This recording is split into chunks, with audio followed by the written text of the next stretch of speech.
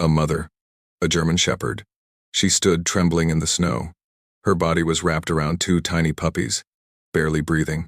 Their fur was frozen stiff. Their cries were fading into the wind. No one was supposed to stop on that road. But fate had other plans.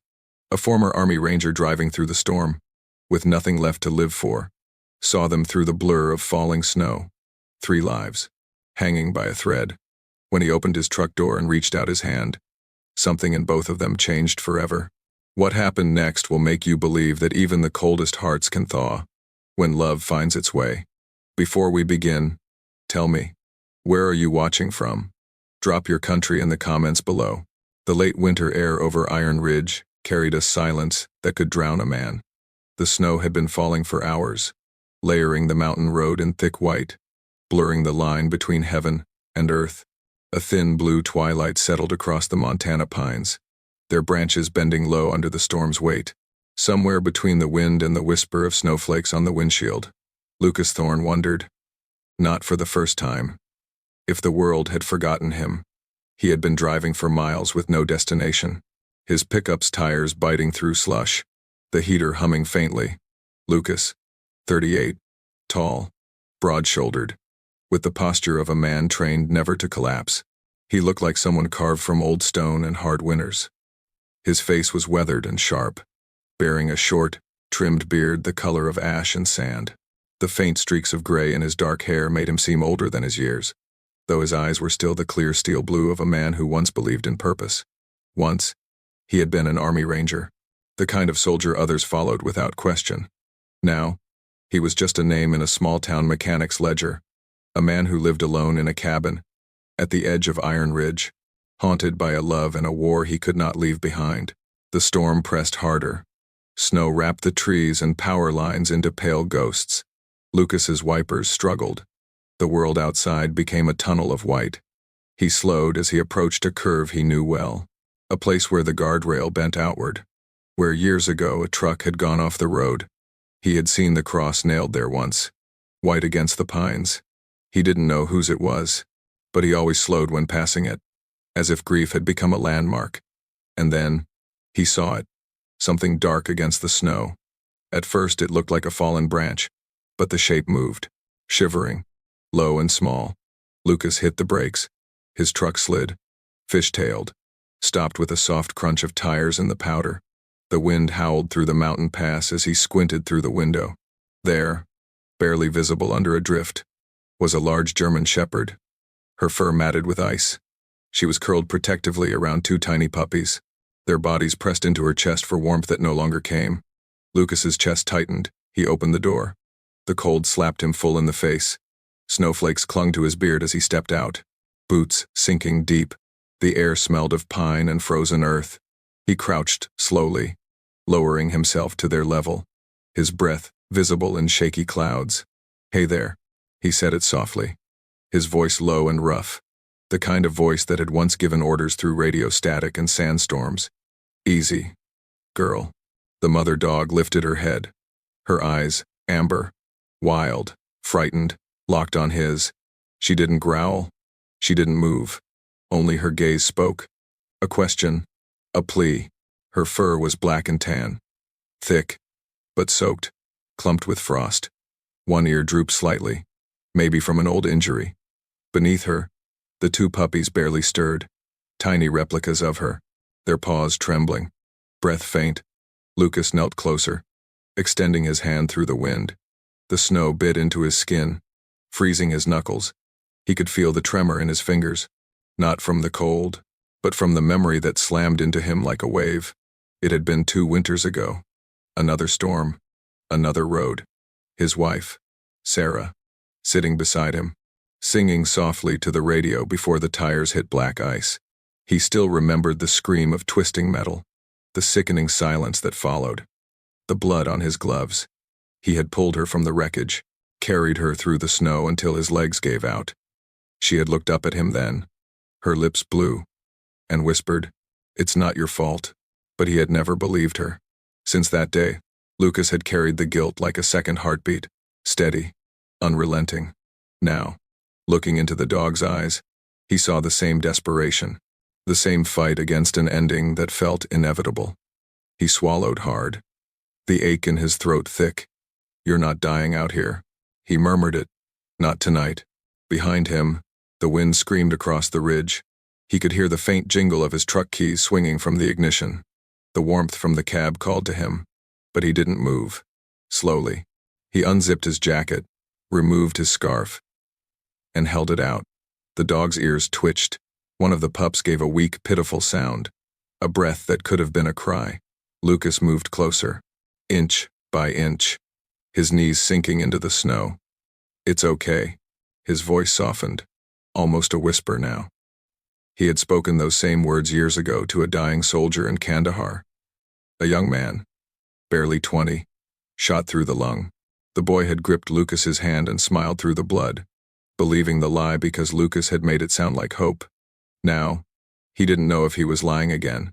The mother dog blinked, then lowered her head slightly, as if surrendering to something larger than fear.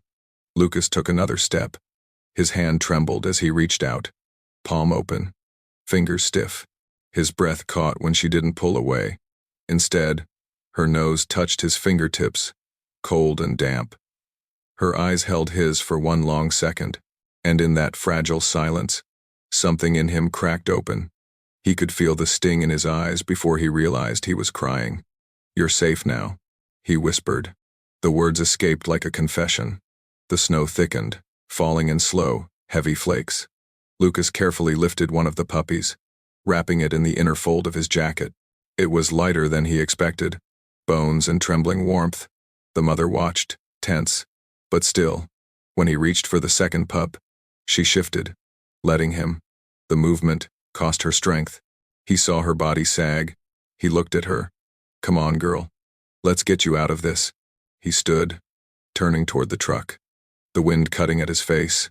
He opened the back door, placed the puppies gently on the seat, then turned back for the mother. She hadn't followed. Instead, she stared at him from the snow, her breath shallow, steam curling from her nose. She didn't trust him fully yet, and maybe, he thought, neither did he trust himself. He crouched again, extended his hand once more through the swirl of snow. For a heartbeat, nothing moved. Then slowly, painfully, she rose, one paw sinking deep, then another, limping forward through the cold.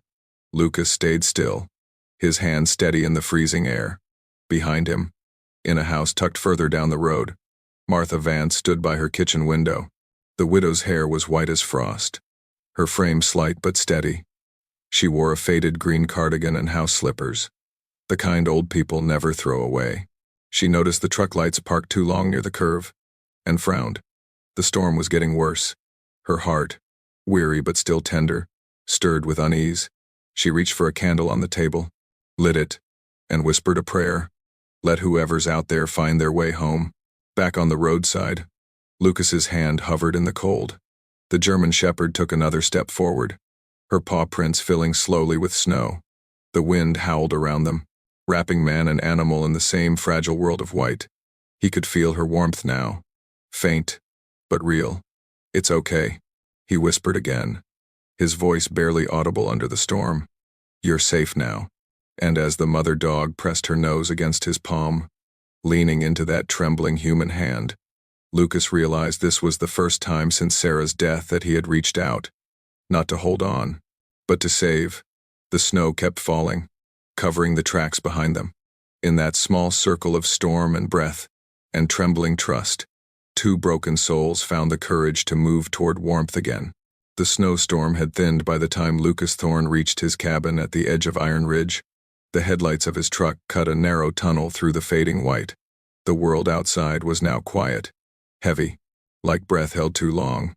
His cabin, built of dark pine and stone, stood half buried in snowdrifts, smoke still rising weakly from the chimney, where the fire he'd left smoldering earlier had nearly died.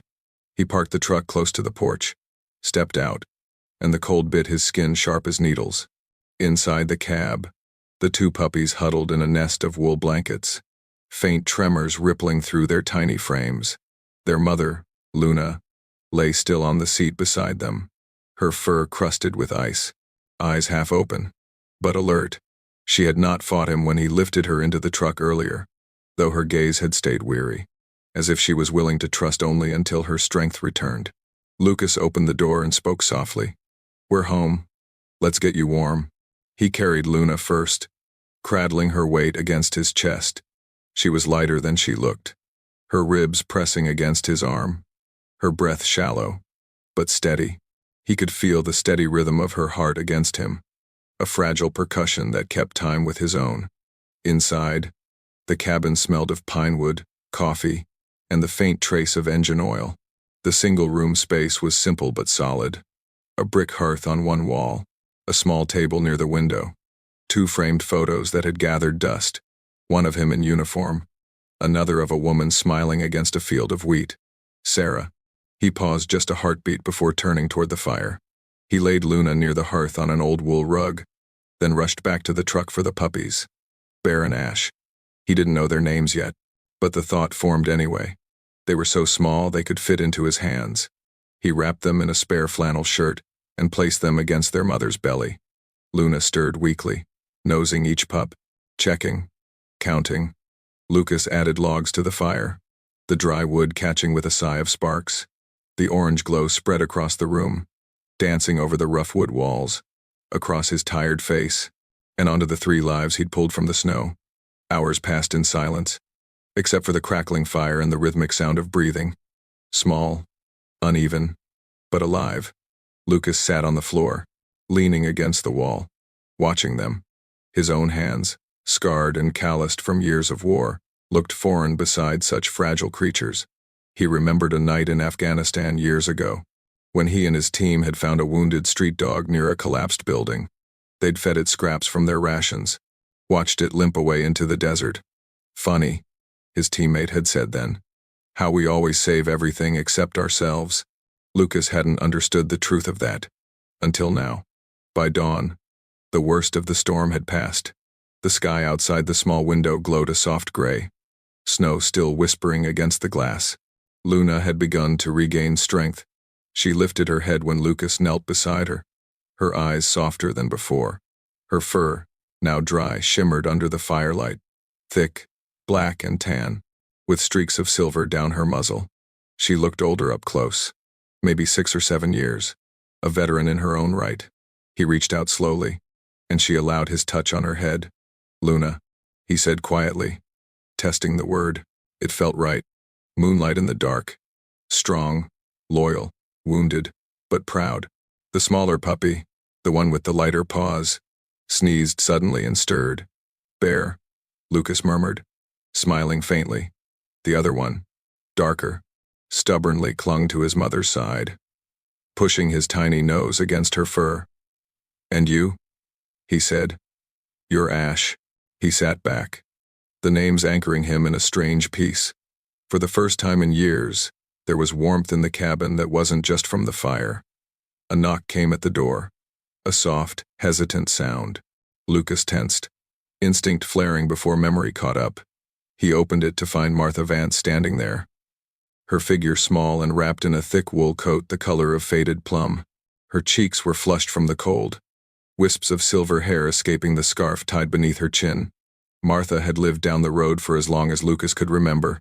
Widowed, polite, always waving from her porch, but never pressing for conversation. "Morning, Mr. Thorne." Her voice was gentle, but firm. She held a basket in her hands, steam rising from it. "I saw your truck last night. You were out in that storm. I figured you'd need something warm." Lucas stepped aside, uncertain. "Thank you. I didn't mean to worry anyone." Martha stepped in, her boots squeaking faintly on the wooden floor. Her eyes widened as she saw the dogs near the fire. "Oh my lord," she whispered. "You found them by the highway," Lucas said. "They wouldn't have lasted another hour." Martha crouched down beside Luna, her knees cracking slightly with the movement. "You poor thing," she murmured. Her hands were wrinkled, delicate, the veins blue beneath the skin, but steady as she stroked the dog's head. "She reminds me of Duke, my son's dog. Big German shepherd too, stayed by his side until..." Her voice faltered, but she smiled through it. "Always loyal, always putting others first." Lucas studied her quietly, He knew her son's name from the small memorial plaque near the town square. Jacob Vance, U.S. Marine Corps. Hanging Latam. He remembered seeing Martha there once, laying flowers, her face calm in a way that only comes after years of learning how to live with pain. "You were a ranger, weren't you?" she asked softly, not looking at him. He hesitated, then nodded. "Was a long time ago." Martha's eyes met his. "You don't stop being one. You just fight different battles after." She stood, brushing her coat. "I brought ginger tea and some antibiotics for the dogs. It's the least I can do." "Thank you," Lucas said again. The words felt inadequate. She smiled faintly. "You look like you haven't slept in weeks. Keep yourself warm too, Mr. Thorne. No good saving lives if you forget your own." After she left, Lucas stood by the door for a long moment, watching her small figure disappear into the snow. The candlelight from her kitchen window flickered faintly through the trees, a tiny flame in the distance, steady against the gray. He turned back to the fire. Luna lifted her head, ears twitching. The two puppies stirred, their soft bodies pressing against each other. Lucas sat beside them, the warmth from the hearth wrapping around him like a blanket he hadn't realized he missed. Outside, the snow began to ease, melting into faint drips from the roof. Inside, the rhythm of small breaths filled the silence. He watched Luna watching him, both of them uncertain what came next. But for now, there was peace, a fragile, fleeting peace, born of firelight, and footsteps, and second chances. By late afternoon, the mountains of Iron Ridge had vanished behind a curtain of white. The new storm had come faster than the forecast promised, rolling down from the northern peaks, like an army advancing under cover of snow. The air was sharp, the kind that burned in the lungs, and the pines groaned as the wind howled through them. Lucas Thorne stood on his cabin porch, watching the light fade, the horizon dissolving into the storm. Inside, the fire crackled weakly, and Luna's breathing had grown shallow. He'd noticed her decline that morning, her steps slower, her appetite gone, eyes dull. At first, he thought it was exhaustion from the cold, but when he saw the tremor in her flank and the thickening breath, he knew it was fever. Now, as the wind screamed across the valley, he crouched beside her. Her fur, once glossy under the firelight, had lost its sheen. The two puppies whimpered softly, nudging her for warmth. He pressed his palm against her side. She was hot to the touch. "Hang in there, girl," he murmured. "You've made it this far." He moved to the corner of the cabin, where an old toolbox served as storage for more than nails and wire. He kept a small emergency kit there, a few bandages, some pain relievers, iodine, but nothing that would help a dog fighting an infection. The power flickered once, twice, and then died with a heavy click. The lights dimmed, leaving the room bathed in orange from the fireplace. The silence that followed was unnerving, a world stripped of electricity and sound, except for the wind and Luna's labored breathing. Lucas looked toward the window. Snow had already buried the steps of his porch. If the temperature dropped further, they wouldn't survive the night without help. He pulled on his parka and gloves, his breath visible in the freezing air. He looked at Luna again, her head resting between her paws. "I'll be right back," he said. "Don't give up on me now." The distance to Martha Vance's house wasn't far, less than a mile down the road, but in a storm like this, it felt endless. The snow reached his knees, and each gust drove needles of ice into his face. He pushed forward, his flashlight cutting a narrow path through the darkness. He had walked through sandstorms that lasted for days, but this was different. There were no orders, no team, no mission objective, just a single promise he'd made to a creature that couldn't even speak. By the time he reached Martha's porch, his beard was crusted with frost. He knocked hard. The door opened after a moment, and warm light spilled out, golden and soft. Martha stood there wrapped in a heavy knit shawl, her silver hair pulled back into a loose bun. Her face was pale but calm, lined with the kind of wrinkles that came from years of kindness rather than bitterness. "Lucas," she said, startled. "What on earth?" "She's sick," he interrupted, shivering. "Luna, I think it's an infection. The power's out at my place. I need antibiotics." Anything you've got for dogs. And maybe your generator. Martha's expression softened immediately. Come in before you freeze solid. Her home smelled faintly of rosemary and old wood polish. Family photographs lined the mantel, smiling faces in military uniforms. A younger Martha standing beside a broad-shouldered man with laughing eyes. Lucas's gaze lingered on a single frame. A soldier in desert camo, early 20s, arm slung around a German shepherd. The caption beneath read, Jacob Vance, U.S. Marines. Hanging Letam. Martha followed his eyes and spoke quietly. That's my boy. He served in Basra. He was leading his unit across a riverbed when they came under fire. He pulled 2 men out before.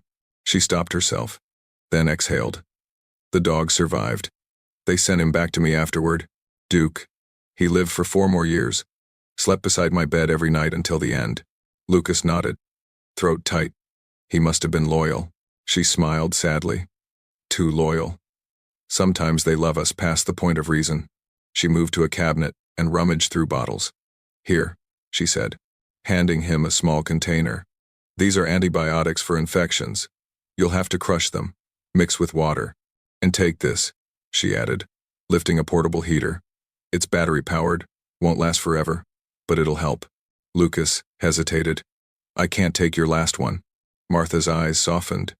You can, and you will. I've lived through worse winters than this. Besides, you're not the only one who needs saving tonight. She handed him a thermos of tea. For you. Not for her. He accepted it with a nod. Thank you. The storm outside had intensified by the time they stepped back onto the porch. Martha looked at the white chaos and frowned. You'll never make it back alone, she said. Wait 1 minute. She disappeared inside and returned with a thick wool coat, a scarf, and a flashlight strapped to her wrist. You're not going out there without another pair of hands. You don't have to. I know I don't, she interrupted. But some things you just do anyway. Together, they trudged through the snow, leaning against the wind. The road had vanished entirely, replaced by a white wasteland. Lucas guided her by memory, his gloved hand gripping her elbow when she stumbled. She was surprisingly resilient for her age. Short, sturdy, with a determination that reminded him of the medics he'd served with. By the time the cabin came into view, both were shaking from cold. Inside, the air was thin and heavy. Luna lay motionless near the fire, her body trembling. The puppies whimpered beside her. Martha set the heater on the floor and crouched without hesitation. She's burning up, she murmured. We need to cool her down gradually. Bring me some water. Lucas filled a bowl from the snow he'd gathered in a pot earlier. They crushed the tablets and mixed them carefully. Martha's hands were steady, her movements precise. You'd make a fine field medic, Lucas said quietly. She smiled faintly. I learned from someone who was. They worked through the night. Lucas fed the fire until his arms ached from splitting wood. Martha stayed beside Luna, whispering to her softly, as though she could understand. At one point, Lucas caught her murmuring a prayer. The wind outside screamed. The shutters rattled. But inside, there was a stillness born of shared purpose. Sometime past midnight, the puppies stopped crying and fell asleep. Luna's breathing evened out, the violent tremors subsiding. Martha leaned back, exhaustion painting her face. Lucas handed her a blanket. She took it, then looked at him. You know, she said softly. Jacob wasn't trying to be a hero that day. He told me once he didn't believe in medals. He just believed some people are born to protect others, no matter the cost. Lucas stared into the fire. Maybe he was right. Martha nodded. You, that dog, my boy, you all share the same stubborn heart. Outside, the first light of dawn crept through the snow clouds. Luna stirred, lifting her head for the first time in hours. Her amber eyes found Lucas's, and she exhaled a slow, steady breath. Relief flooded him. Quiet, but immense. Martha reached over and touched his shoulder. You didn't just save her, she said softly. You saved yourself. Lucas didn't answer. He simply looked at the dog, the firelight dancing across her fur, and realized the battle he'd been fighting all these years had never been in the deserts overseas. It had been here, in the silence of his own heart, waiting for something worth saving again. The storm had passed, leaving Iron Ridge, wrapped in a world of white silence. The snow glistened under the pale sunlight, smooth and untouched, except for a few paw prints that led from the porch of Lucas's cabin to the trees beyond. The air was crisp and clean, the kind that carried both stillness and renewal. Inside, warmth pulsed from the hearth, and for the first time in months, the cabin smelled not of smoke or loneliness, but of life.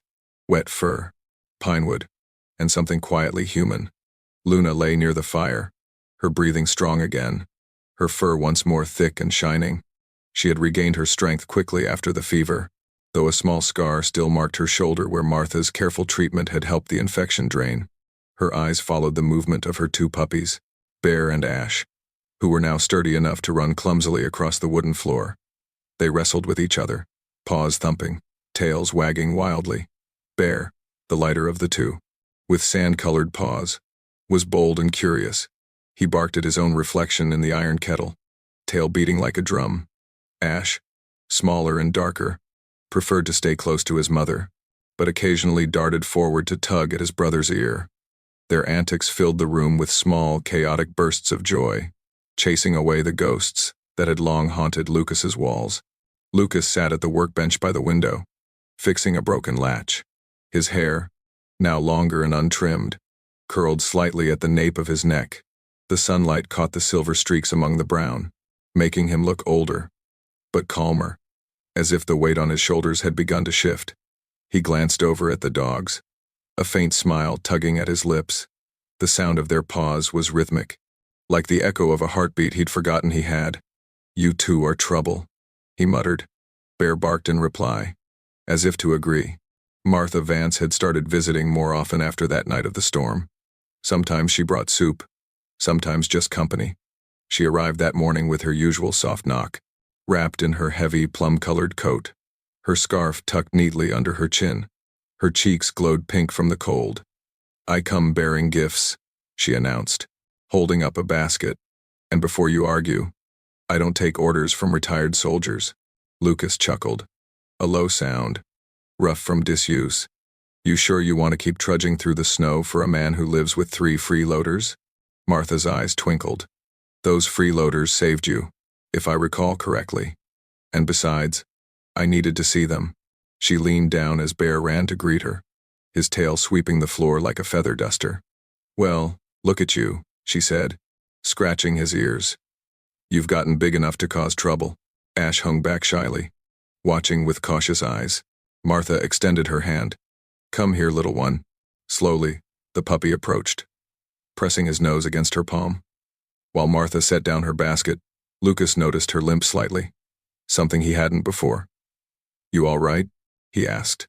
"Oh, just an old injury," she said, waving it off. "Fell off a ladder 2 winters ago fixing a gutter. Jacob would have scolded me for it if he were still around." Her tone softened when she said her son's name, but it wasn't sorrowful anymore, more like remembering something she could finally hold without breaking. She moved around the cabin with the ease of someone who belonged there. "Your roof's still dripping near the kitchen," she observed. "You'll need to patch it before the next melt." "I've been meaning to," Lucas replied. "Meaning to doesn't count. I'll help." True to her word, she climbed onto a small stool with a hammer, while Lucas steadied her. Together, they replaced 2 warped planks and sealed the seam with tar. The work was quiet, but there was a comfort in that silence, a wordless rhythm of cooperation, like 2 musicians keeping the same time. When they finished, Lucas brewed coffee on the stove, and Martha sat by the fire while Luna rested her head on her lap. "You know," Martha said, "Jacob once brought home a stray when he was 12, a scruffy little thing with one ear bent. I told him, no, that we couldn't keep it, but he said, 'Mom, some things you can't turn away from, no matter how small.'" She smiled wistfully. He was right. Lucas stared into his cup, the rising steam fogging his vision. "I used to think saving people was about missions, plans, objectives, but it's really just showing up when no one else will." Martha looked at him closely, her eyes reflecting the firelight. "You're not just showing up anymore, Lucas. You're living again." He didn't answer, but the faint smile returned. Outside, the wind had quieted. Through the window, he could see the snow, melting from the trees. dripping like silver threads. The world was thawing. Slowly, stubbornly, beautifully. Later that afternoon, as Martha prepared to leave, Lucas offered to walk her halfway down the road. She refused gently. "You've got your hands full here," she said, nodding toward the dogs. "And besides, I like the quiet of walking home. Reminds me I'm still strong enough to do it." He helped her into her coat anyway, his hand brushing the sleeve. "Thank you," he said. "For what?" "For not letting me stay a ghost." Martha smiled, her eyes bright with something that was half joy, half ache. "We all need a reason to keep the fire burning. You found yours." When she was gone, Lucas returned to the hearth. The puppies were tangled together in sleep, their bellies rising and falling. Luna watched him, her tail thumping once against the rug. Lucas sat on the floor beside them, leaning back against the couch. The sun dipped low, sending long bars of gold across the cabin. The harmonica sat on the mantel, where it had been untouched for years. It had belonged to Sarah, his wife, whose laughter still lived somewhere in the walls of this house. He hesitated, then reached for it. The first note was shaky, uncertain, but as he played, the sound steadied, soft, soulful, almost human. Bear lifted his head curiously. Ash yawned and curled tighter against Luna. The melody was simple, one Sarah used to hum while washing dishes. Home, home again. By the second verse, something strange happened. Lucas laughed. It wasn't loud or forced. It simply escaped, raw and honest, like air finally finding its way back into his lungs. The sound startled even him.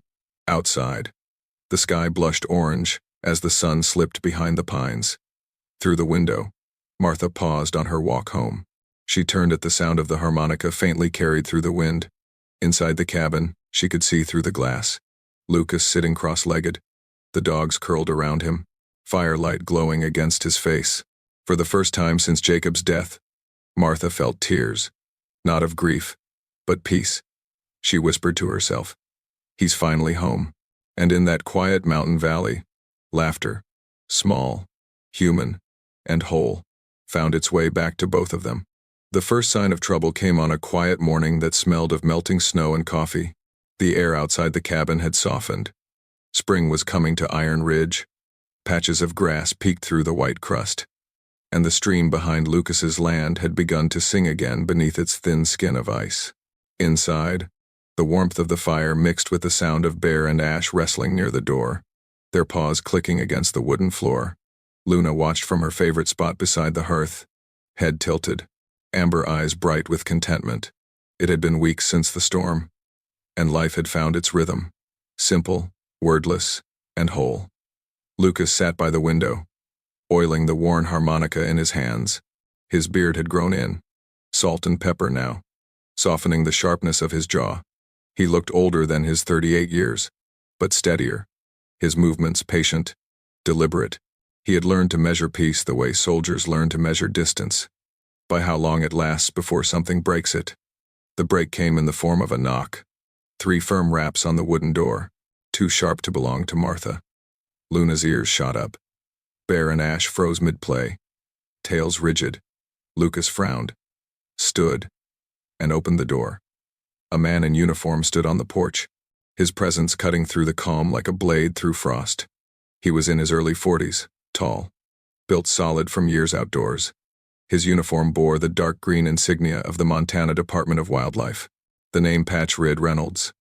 His face was square and weather-beaten, skin browned by the sun, short sandy hair dusted with snow. His expression, though polite, carried the weight of official purpose. "Morning," Reynolds said, removing his gloves. "You Lucas Thorne?" Lucas nodded slowly. "That's me. Officer Reynolds, State Wildlife Service." He handed over a badge, metal glinting faintly. "We've received a report. Someone out here has been harboring wild animals, specifically a large canine species matching a German Shepherd or wolf hybrid. Sound familiar?" Lucas's stomach tightened. He stepped slightly aside so Reynolds could see the fire-lit cabin. "You're looking at them," he said quietly. "They're German Shepherds. Domestic. The mother was abandoned, not wild. I found them during the blizzard." Reynolds' eyes scanned the room. Sharp and trained, he studied Luna. Then the two pups. His gaze narrowing. Abandoned, huh? You got paperwork? Veterinary records? Ownership tags? Lucas shook his head. They were dying in the snow. There wasn't exactly time for paperwork. The officer sighed, pulling a small notebook from his chest pocket. Look, Mr. Thorne, I'm not here to start trouble. But protocol's clear. Any unregistered canines found near protected zones are subject to verification. There have been reports of hybrids in this area. People breeding wolves with shepherds and selling them. It's illegal. Lucas clenched his jaw. You think I'm running some kind of operation out here? Reynolds met his stare evenly. I think you're a man with 3 untagged animals on state land. I need to see proof they're domestic, or they'll have to be taken in for evaluation. Luna let out a low growl, her body stiffening. The officer took a cautious step back. Lucas knelt beside her, resting a calming hand on her neck. It's all right, girl, he murmured. He's not here to hurt you. But Luna didn't relax. She pressed closer to her pups, tail low, ears pinned. Something in her recognized authority, not as protection, but as threat. Her amber eyes flicked between the officer and the open door behind him. Calculating escape. Lucas stood, his voice measured. They've been with me for months. I trained them, fed them. They're not wild. I don't doubt you care about them, Reynolds replied. But caring and compliance are 2 different things. These aren't yours to keep, unless you can prove ownership. The words landed like a physical blow. Not yours to keep. Lucas's throat tightened. For a moment, he saw the desert again. The day his squad was ordered to leave behind a wounded Kachin unit after an ambush. He had argued with command, begged to go back. The last thing he'd seen through the dust storm was the dog's silhouette fading into the smoke, still trying to crawl toward him. The guilt had followed him home like a shadow that never let go. He took a breath. Give me a week. I'll get you the papers. Whatever it takes. Reynolds scribbled something in his notebook. You've got 72 hours. After that, if they're still unregistered, I'll have to call in animal control. I'm sorry, Mr. Thorne. Lucas nodded stiffly. Yeah, I bet you are. The officer hesitated at the threshold, glancing once more at the dogs. You seem like a good man. Don't make me come back with a cage. He stepped outside, closing the door behind him.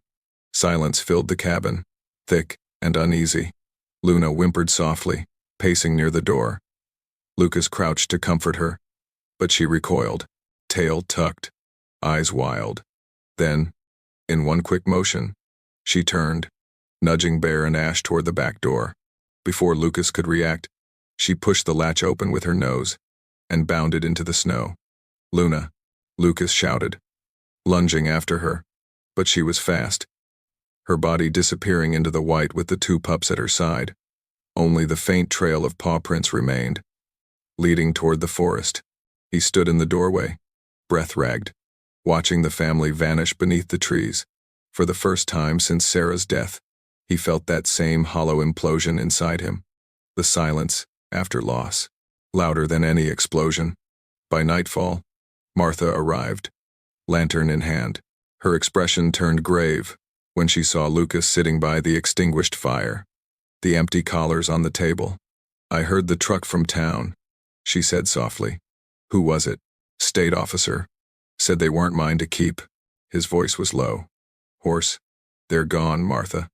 I tried to stop them, but Martha set the lantern down, her eyes wet. Oh, Lucas. She sat beside him, hands folded neatly in her lap. Don't you give up now. We can fight this. He looked up, weary. Fight the state. They'll never listen. Maybe not to a soldier, she said, but they might listen to a mother. She opened her worn leather satchel and began pulling out papers. Old registration forms, letters, an adoption certificate from when her son had rescued a German shepherd years ago. If we can show Luna's a domestic line, maybe even trace her to the Vance family's old records, we can prove she's no wild hybrid. She could have been abandoned. You found her. That makes you her rescuer, not her captor. Lucas stared at her, the faintest spark returning to his eyes. You'd do that for me? Martha smiled gently. No, Lucas. I'm doing it for her. And for you. You're not losing another family. Not if I can help it. Outside, the forest was a dark sea of snow and shadows. Lucas stood, grabbed his coat, his flashlight, and the small leather collar he'd made weeks ago for Luna. Etched into its brass tag were 5 words: "Never leave your pack behind." He turned to Martha, voice quiet but certain. "If there's even a chance she's out there, I'm going."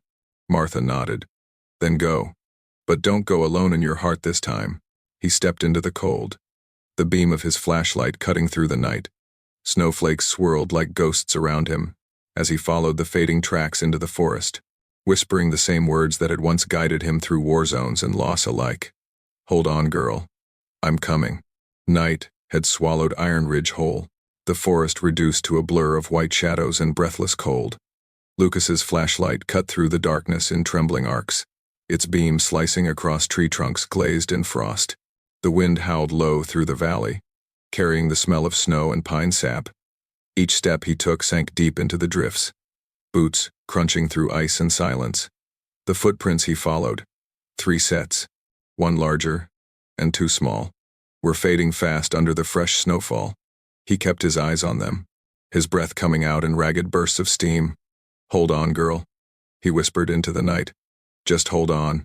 The forest stretched endlessly, the kind of silence that made the mind conjure ghosts. The beam of his light flickered over claw marks on the bark of a pine. Fresh. Luna had passed through here recently, probably scared, disoriented. Her instincts would have driven her uphill, away from roads, toward the old ravine that sliced through the forest like a scar. Lucas's gut clenched. He knew that place well. Steep, unstable, and half frozen. Exactly the kind of terrain that could swallow something alive and never give it back. He pressed forward, his Army Ranger training kicking in instinctively. Controlled breathing, short bursts of energy, conserve heat, maintain awareness. But beneath the discipline pulsed something raw and human, a panic he hadn't felt since the battlefield. Back then, it was for men under his command. Now, it was for a dog, and 2 fragile lives that had somehow become his second family. The snow deepened as he reached the edge of the ravine. He stopped, scanning the slope with his light. Nothing, just the jagged gash of earth and ice stretching into blackness. Then he heard it, a faint, broken whimper carried up by the wind. His chest tightened. "Luna!" he shouted, voice echoing down the canyon walls. Another sound answered, a soft bark, desperate, but alive. He dropped to his knees, angling the flashlight down. There, half buried in the snow 20 feet below, he saw them. Luna was lying against the wall of the ravine, one leg twisted awkwardly, shielding bear and ash beneath her body. The pups moved weakly, their fur clumped with frost. The fall had likely happened hours ago. The snow had collapsed beneath their weight. Lucas's heart pounded. They wouldn't last much longer. He scanned for a safe descent. None existed. The slope was nearly vertical, the walls slick with ice. He unstrapped the coil of rope from his backpack, standard climbing line he'd kept from his military days. His shoulder ached from an old injury, but there was no choice. He tied one end to a pine trunk and looped the other around his waist, testing the tension. "You've done this 1,000 times, he muttered, trying to ignore the shaking in his hands. The first few feet were easy, boots digging into the frozen dirt. Then, the snow gave way. He slipped, the rope jerking hard against his harness. Pain shot through his left shoulder, a deep tearing sensation. He gritted his teeth, breathing through it. Below him, Luna barked once, weak but urgent, as if urging him not to stop. He pushed downward, muscles burning, until his boots finally touched the floor of the ravine. Luna lifted her head slightly, eyes wide and glassy. When she saw him, her body relaxed, just enough for the pups to stir. "Good girl," he said softly, kneeling beside her. Her paw was bleeding from a deep gash. "You're okay now. I've got you." He pulled the small emergency blanket from his pack and wrapped it around the puppies first, tucking them against his chest inside his coat. They trembled violently, but still breathed. Then came Luna. She tried to stand, but her leg collapsed. Lucas slid one arm beneath her chest, the other gripping the rope. "You're coming home," he whispered. The climb back up was agony, The cold bit into his exposed skin, the rope digging deep into his palms. His shoulder screamed with every pull. Twice his boot slipped, sending a shower of snow down the ravine. But he didn't stop. He could feel Luna's breath warm against his arm, could hear Bear's faint whimper through his jacket. Every sound kept him moving. Halfway up, a light appeared above. Another flashlight, brighter than his. A voice shouted over the wind, deep and steady. "Thorn, hold tight." Lucas squinted upward. Officer Reynolds stood at the edge of the ravine, rope in hand, his breath clouding the air. The beam from his light caught Lucas's face. "You're insane," the officer called. "But I'm not letting you do it alone." Reynolds anchored his rope and began lowering another line. Together, they worked wordlessly, Lucas pushing upward while Reynolds pulled from above. When Lucas reached the top, both men collapsed onto the snow. Panting, Luna lay beside them, her head resting on Lucas's chest. The puppies stirred faintly, their small paws twitching. Reynolds looked at the scene for a long moment, his expression softening. "You risked your life for them," he said quietly. Lucas wiped the frost from his beard. "They're my family." The officer nodded slowly, the sternness in his face melting into something human. "Yeah," he murmured. "I can see that." He took off his jacket and laid it over Luna. "Let's get him home." By the time they reached the cabin, the sky had begun to pale with dawn. Martha was waiting on the porch, her lantern burning low, her hands clasped in silent prayer. When she saw Lucas emerging from the forest, coat torn, face bloodied, carrying Luna in his arms, she gasped. The two pups peeked weakly from inside his jacket. Martha pressed a hand to her heart. "Oh, thank the Lord," she whispered, tears shining in her eyes. As Reynolds carried the supplies inside, she reached out and touched Lucas's arm. "You did it," he smiled faintly, exhaustion pulling at his face. Couldn't let her go. Martha helped him settle Luna near the fire, wrapping her leg with clean bandages. The puppies huddled beside her, already warming up. Reynolds stood in the corner, watching quietly. "You know," he said, "I'll have to file a report, but it's going to say you rescued a domestic dog and her litter from a ravine. Nothing about hybrids. Nothing about the state." He paused, then added, "Sometimes the rules forget what they're for. Maybe they need reminding." Martha looked at him with quiet gratitude. "You're a good man, Officer Reynolds." He smiled tiredly. "I've just seen too many creatures punished for trying to survive." When he left, dawn had fully broken over the valley, painting the snow gold. Martha poured Lucas a cup of tea and sat beside him. "You see," she said softly, "God doesn't take without giving something back." That night, after Martha had gone home and the fire burned low, Lucas sat on the floor beside Luna. She rested her head on his knee, her breath deep and steady. Bear and Ash were curled against her belly. Outside, the snow fell softly, no longer a threat, but a benediction. Flakes drifting through the starlight like small white promises. Lucas looked down at the family sleeping beside him and whispered, "Never leave your pack behind." For the first time, he believed the words. Spring came to Iron Ridge like a quiet apology after months of ice. The mountains, once buried in snow, now shimmered under sunlight that melted the white into streams. Pine needles gleamed with dew, and the air smelled of thawing earth. The forest that had nearly claimed their lives was alive again, full of bird song and color. Lucas Thorne stood on the porch of his cabin, sleeves rolled up, hammer in hand. The sharp, rhythmic sound of nails striking wood echoed across the clearing. But this time, he wasn't fixing a leak or patching damage from storms. He was building something new, something meant to last. Across the clearing, Martha Vance watched from a folding chair, her gray hair tied back with a patterned scarf, a clipboard resting on her lap. She wore a pale blue cardigan despite the warmth, her posture straight and proud. "You've done all this in 3 weeks," she said, admiration lacing her voice. Lucas wiped sweat from his brow. 3 weeks, 5 bruises, and 7 broken nails. He smiled faintly. "But it's coming together." Martha looked up at the wooden sign he'd just nailed above the doorway. The letters carved by hand read, "Iron Ridge Sanctuary, for those who served and stayed." Below the words, a small bronze plaque gleamed, a military insignia beside a paw print. "You sure about the name?" Martha asked.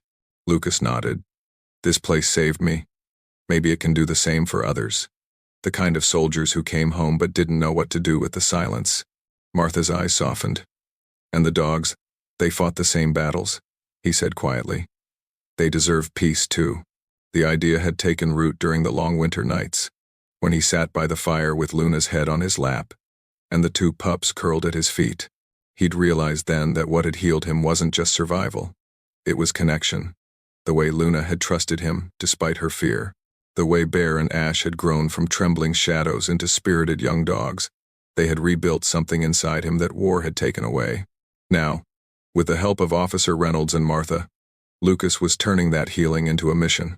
The cabin and surrounding land had become Iron Ridge Sanctuary, a small sanctuary for retired and injured service dogs, the forgotten veterans of other people's wars.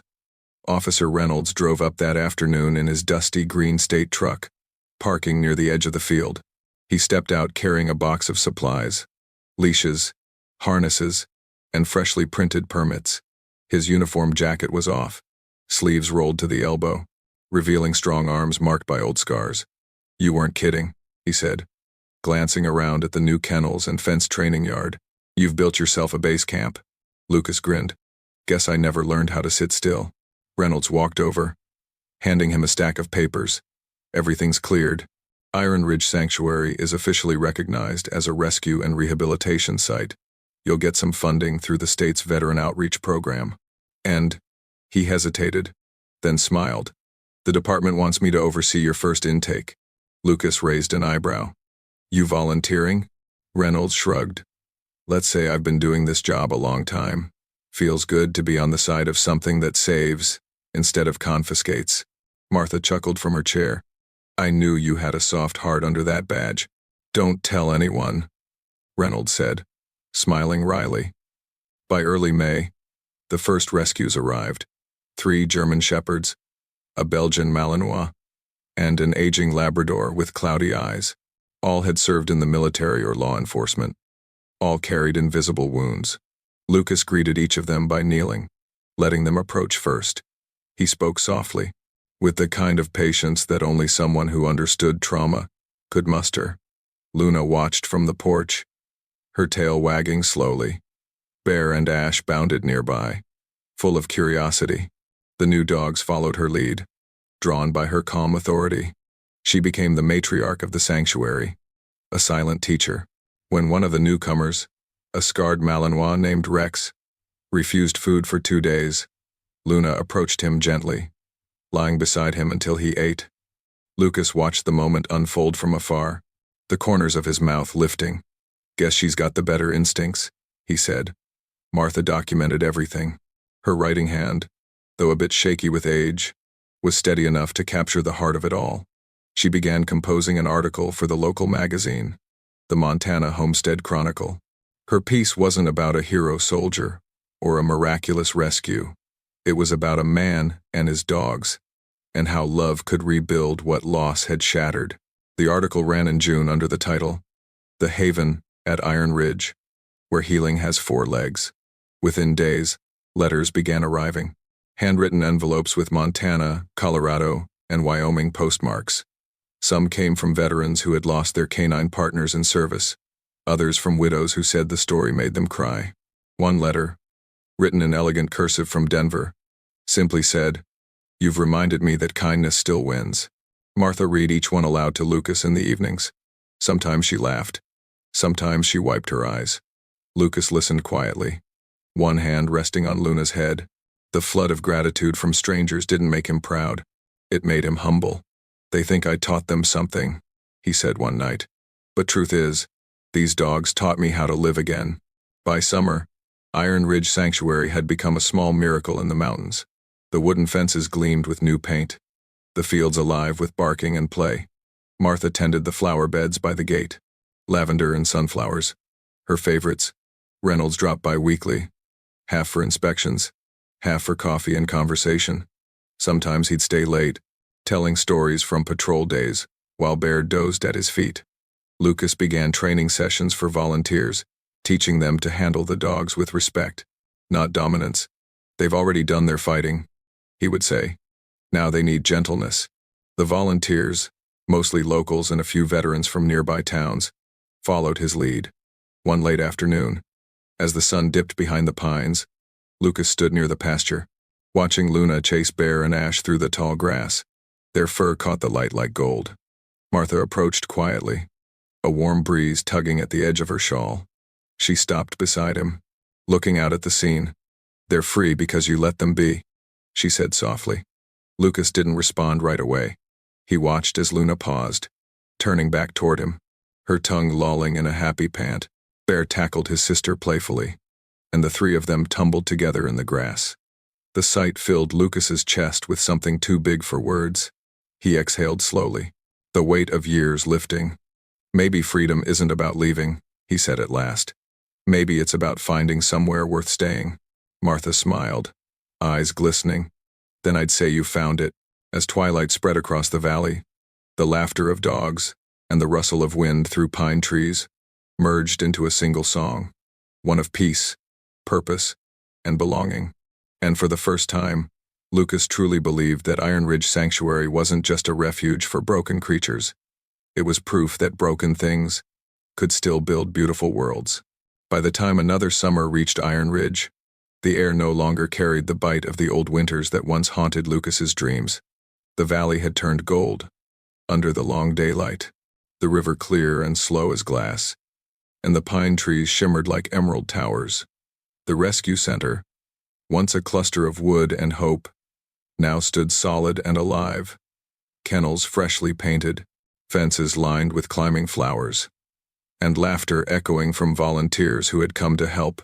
Yet, even in the peace of that season, there was a quiet shift, a soft awareness that time, like the river, never stopped moving forward.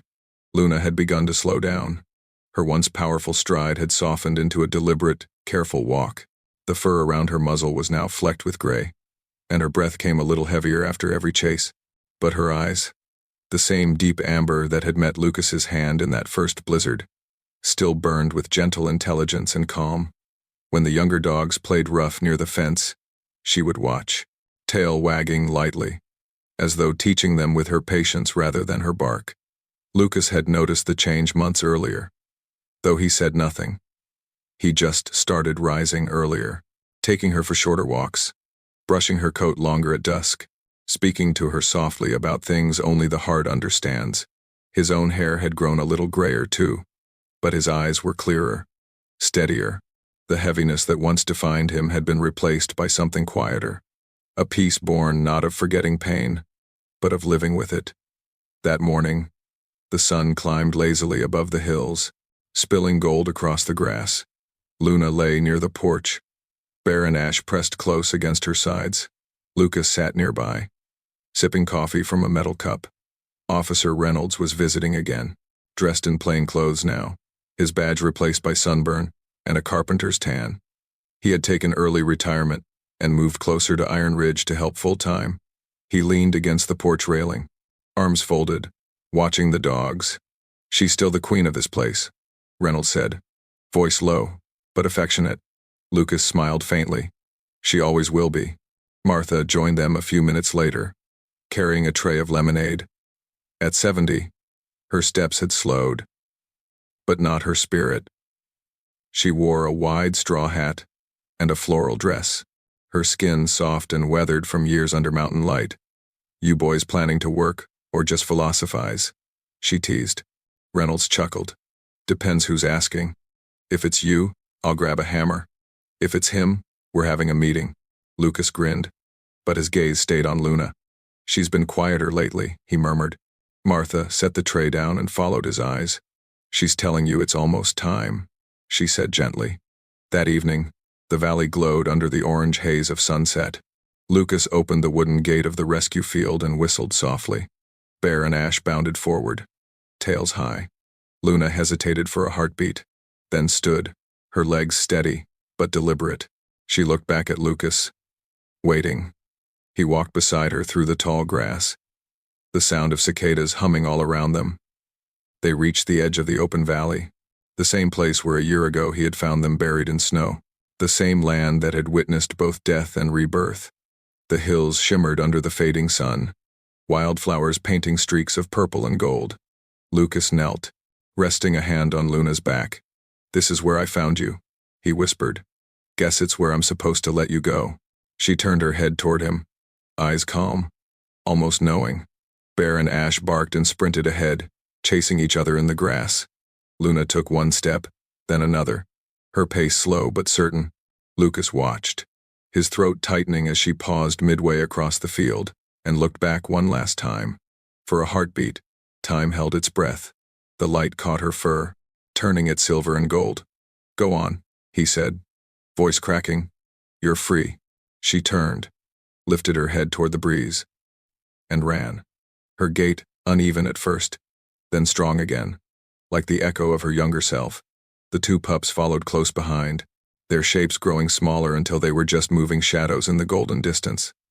Lucas stood there, tears slipping unnoticed down his face, until the sound of their barks faded into the rustle of the wind.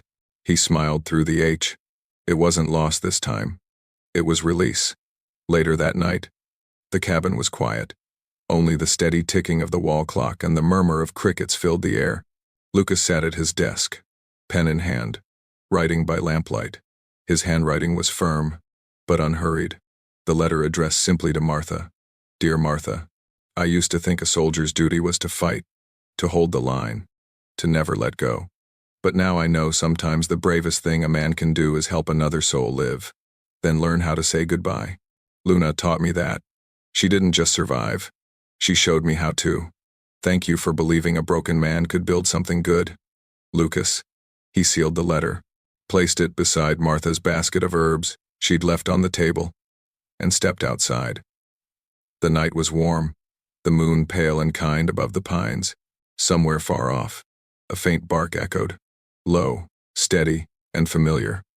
Lucas looked toward the valley and smiled. The next afternoon, Martha found the letter in her mailbox. She sat on her porch to read it, the sunlight soft against her hands. When she finished, she folded the paper carefully, pressed it to her chest, and closed her eyes. A single tear rolled down her cheek, not of sadness, but gratitude. As dusk settled, she sat watching the horizon, the sky brushed with pink and gold. In the distance, from beyond the trees, came a faint chorus of barks carried on the wind. She smiled through trembling lips and whispered to no one in particular. They found their way home, and so did he. The sound faded into the rustle of summer leaves, leaving only peace behind. Sometimes miracles don't come as thunder or light. They come quietly, through a pair of gentle eyes, a hand extended in mercy, or the simple act of letting go. Lucas's story reminds us that grace often moves through ordinary people and wounded hearts, turning pain into purpose, loneliness into compassion, and endings into beginnings. If you've ever felt lost, remember the same force that guided a soldier and a dog through the storm is watching over you, too. Share this story with someone who needs hope today. Leave a comment about where you're watching from, and subscribe if you believe that every soul, human or animal, deserves a second chance. May you stay warm wherever you are.